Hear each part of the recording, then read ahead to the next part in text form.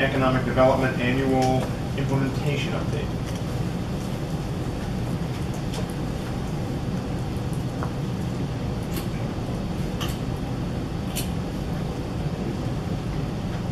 It's opposed to a boring one.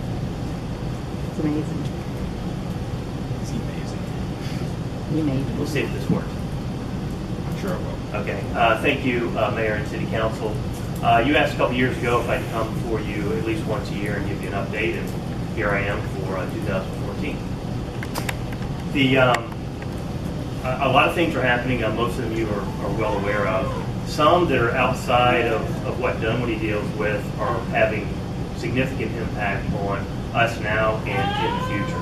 The mayor talks a lot about the trifecta that's happening along I-285 on the top end.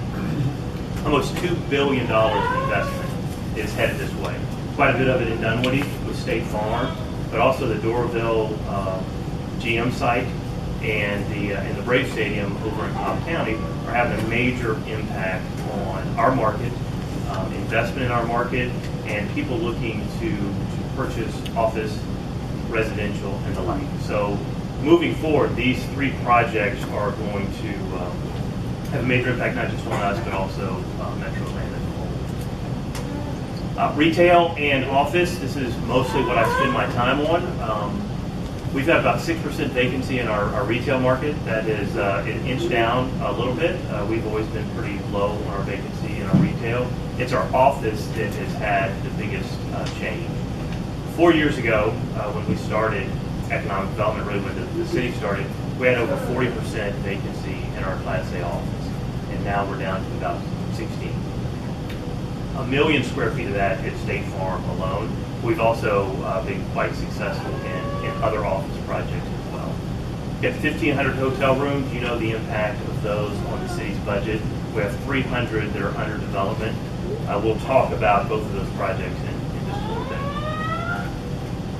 How we compare, this is not an apples to apples comparison, but I thought it was really interesting when I was looking at these numbers. When State Farm is done in 10 years building their office, we'll have over 10 million square feet of office space just in Dunwoody. The cities you see up there, this is their central business district, so it's not the entire Tampa area or entire Austin, but their CBDs, we are bigger than most of those. That's pretty amazing for a city our size with our population that we have that much office space. If you take what's in perimeter center as a whole, 33 million, we're much larger than all of those. I thought that was really interesting. Recruitment has slowed down considerably because we don't have any space for new office tenants. We filled up just about every big block of space except Starling Point, which has the largest single block other than the Gold Kiss site. 244 Perimeter Center is what they're calling the Gold Kiss site now. That's what we call it, Gold Kiss. And they are completely vacant, 244,000 square feet. They are working on a redevelopment plan right now. They are looking to lease that space. They're looking for shorter leases of 3 to 5 years. That has kept a lot of larger office folks away from that site. We're hopeful if the right deal comes forward that they'll move on that. Retail, as you know, we've had a lot of announcements lately. Sprouts being one of the most significant. The restaurants are big here, mainly because of the 100,000 people we have here on a daily basis working, plus the 100,000 people that live here at night. I've got a couple more coming, not ready to open, but King George Tavern over in Georgetown is finishing up, and Novo Pizza is everybody. We've watched it and it's been slow, but they are back on and they're hoping later this fall. Haven't given a time frame exactly, but later this fall they'll be opening. Every retail space, every restaurant space except the old Cheeseburger in Paradise is full now. Not sure exactly what's going on there. They tell us that they have somebody lined up, but that's been vacant for quite a while. Future development, everybody knows State Farm. A lot of activity there. If you've not been by the site, I've got a picture of it there. That's a live picture of just after 5 o'clock. So it's a big hole. A lot of water in it from last night, as you can see, but they're moving forward on that. They're expecting State Farm to be in that building in late 2016. So they've got a lot of work ahead of them, obviously. 16, Michael? 2000, yes, late 2016. This is a rendering of what the building's going to look like, and the site plan. Obviously, this is the location of phase 1. They have not come back in for a rezoning of phase 2, 3, or 4, whatever it might be, but we are expecting that probably next year at some point. Sterling Point, you may have seen on Ashford Dunwoody Road, a lot of trees have come down, and my understanding more will come down tomorrow as they get that site prepped. This is a new rendering of the hotel itself, and they're going to have some more renderings for us pretty soon. But that, my understanding is January the parking deck will be done, and then the hotel will start immediately after. Is that Yes. hotel bigger than it was going to be, or is it the same as what they had told us No, about? that's exactly what they said they had to build. I think they did come back and change a little bit of the retail configuration, but that's the hotel that they have planned. They do have the corner bakery lined up for one of the spots, so that is taken, the one to the left of the entrance, and they've got a couple of other restaurants and then some other retail. It's my understanding that the owner of the building is also looking to renovate Sterling Point office as well. With those trees coming down, they've got much more visibility. They have the biggest block of available space, and I think the brokerage community is very excited about that moving forward. So hopefully they're going to do a big renovation of that property very soon. Sproul Gallery site, sort of a sister site to Sterling Point, being done by the same development group. 2 retail restaurants on the front and the hotel on the back. They are going to get started probably after the first of the year on this site. A lot of interest in the retail on this side as well as the Sterling Point. But both of those hotels are about 132 rooms apiece. To jog your memory, so that's going to be another 250 to 300 rooms. Future development that we hope is not as far out in the future as it once was. This is High Street over at the MARTA station. This is a rendering of the site. As you know, 3,000 residential units, 400,000 square feet of office, and 400,000 square feet of retail, along with 400 hotel rooms if the market will bear that. We understand that they are very interested in either late this year or early next year coming in for phase 1. Not sure exactly what that's going to look like or what it's going to be, but that is what they're talking about. And this is the Gold Kiss site, 15 acres that runs along I-285. There's some issues with the site. There's one road in, one road out. That's what's really keeping large-scale redevelopment happening. Charlie Brown, who is a longtime developer in Atlanta, is on board as their developer, and many of you may have seen a number of the different options that they're thinking about, and we expect pretty soon for them to come in for a rezone. So the bigger trend, yes, Michael, yes, sir. Is because they're looking to redevelop, is that why the 3 to 5 year limits? Yeah, the building, as you can see, sits right in the middle of the property, so it makes it hard if you're going to redevelop that. They have looked at the site, and if somebody, which is actually a really good thing for us, they would be willing to do a short-term lease, which most people are not. And there's some companies who are looking for a 3 to 5 year lease, especially if somebody wants to move here, lease that space, build an office building for themselves next door, and then they move into it. They can do a very efficient and low-cost project. And that's really what we're marketing to the state and to the outside world. We've got a corporate headquarters that's looking to move. They want their own building. It's not there yet. This would be a good option for them.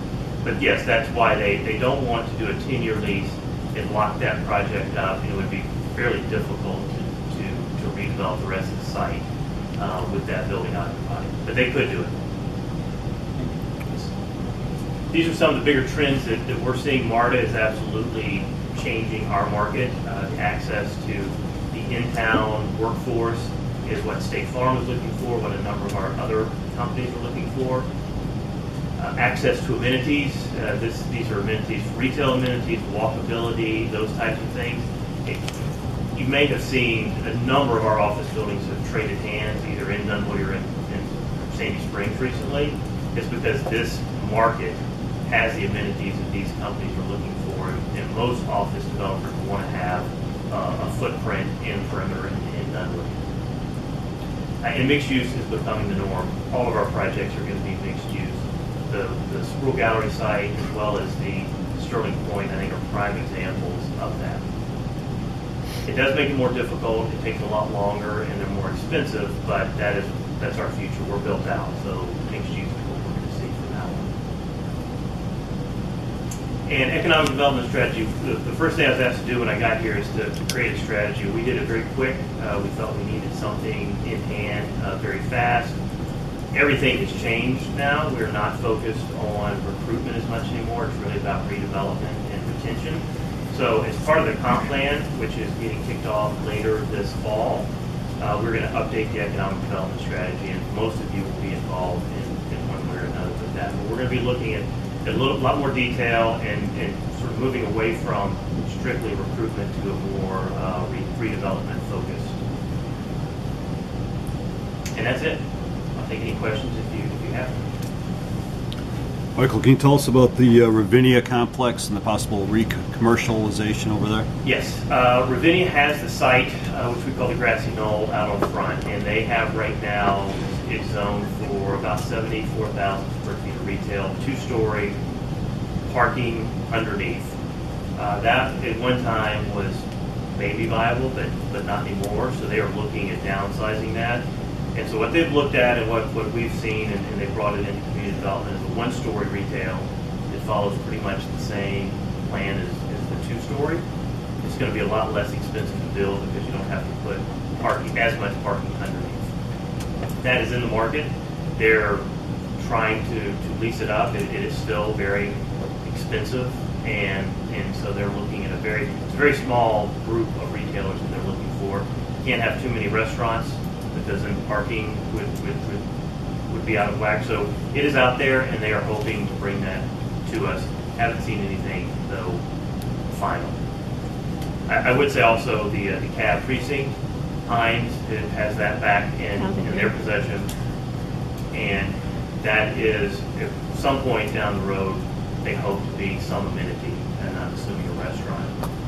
They want to get the Grassy Knoll site done before they bring that on the market. So we have had a lot of interest from retailers in that site. I don't want to change the subject off the city of Dunwoody, but our neighbor to the west, Sandy Springs, has a number of development projects that are coming on board. And can you tell us, I guess the big one was really a residential one, is that correct? Yes. What's they have two. Hines has one, and then there's, I forget the partnership. They've got a couple of large projects. Everybody is trying to position their project for the next wave of development. Buckhead is moving first, as they usually do with a new office building. And obviously they've been doing residential for quite some time. So everybody's trying to position their project to get started first. Nobody's going to get started without, at least in this market, without a major corporate entity in tow. So most of those need to have 60 or 70% leased up. So I would be surprised unless they have a big tenant that they move forward with any of those, except the residential. Obviously, here residential is pretty easy to do. Thank you. Yep. Michael, what are the timelines for the Starling project as far as the hotel? The hotel, they're going to do site work, so they're going to do site work on the entire site, which is good because it's going to be quicker. So that will be done by January. Parking deck in place, water, sewer, detention underneath, and then at that time they'll start on the hotel. So we're thinking February, maybe March, with the hotel and the retail. That start date? That start date. Timeline? I don't have a end time, but I would say it'd take at least a year to get that done. So I'd say mid-2016. Yeah, well, I've got one quick one about this hotel redevelopment. We've got a few hotels that spent a bunch of money in the last couple of years, Meridian and Marriott, for instance.